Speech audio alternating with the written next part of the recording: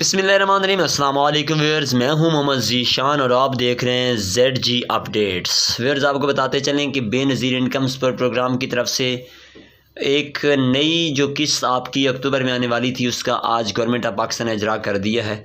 तमाम तर ख़वातीन के अकाउंट्स में रकम मुंतकिल हो चुकी है, लेकिन उस रकम की मुंतकिली में गवर्नमेंट ऑफ पाकिस्तान ने दो अहम किस्म की तब्दीलियाँ की हैं जो आप तक पहुंचाना लाजमी है। उससे पहले कि मैं वीडियो का बाकायदा आगाज़ करूं, आपसे एक छोटी सी गुजारिश करता चलूं कि अगर आपने हमारे चैनल को सब्सक्राइब नहीं किया हुआ तो फ़ौरन से चैनल को सब्सक्राइब कर दें और साथ ही लगे बेल नोटिफिकेशन को ऑल पर सेलेक्ट कर दें ताकि हमारी आने वाली तमाम तर किस्म की वीडियोज़ आप बासानी देख सकें। नाज़रीन मोहतरम, आपको बताते चलें कि बेनज़ीर इनकम सपोर्ट प्रोग्राम की रकम आज 11 अक्टूबर 2022 से तमाम ख़वातीन के अकाउंट से मुंतकिल हुई है। लेकिन इसमें तब्दीली ये है कि सबसे बड़ी बात तो ये है कि जैसा कि आप पहले साल में दो किस्तें वसूल करते थे, यानी कि 6 महीने के बाद आपकी किस्त आती थी जो कि 14,000 पर मुश्तमिल होती थी, उसमें तब्दीली ये है कि आपको अब हर किस्त 3 महीने के बाद मिलेगी।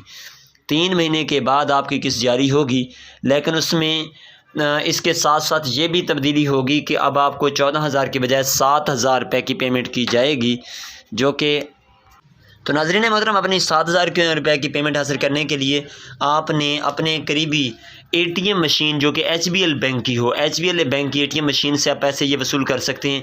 इसके साथ साथ अगर आपके पास ATM मशीन नहीं मौजूद जो कि HBL की होनी चाहिए, तो आपके करीब कोई भी ऐसा स्कूल, हाई स्कूल जिसमें तकरीबन ये इंस्टॉल लगाए गए हैं, जहाँ डिवाइस दी गई है तमाम तर लोगों को कि जिसके ज़रिए से डिवाइस वाले आपको पैसे पेमेंट कर सकते हैं, तो तमाम तर ख़वातीन उस अदायगी सेंटर पर जाकर अपनी 7,000 रुपये की पेमेंट वसूल करें।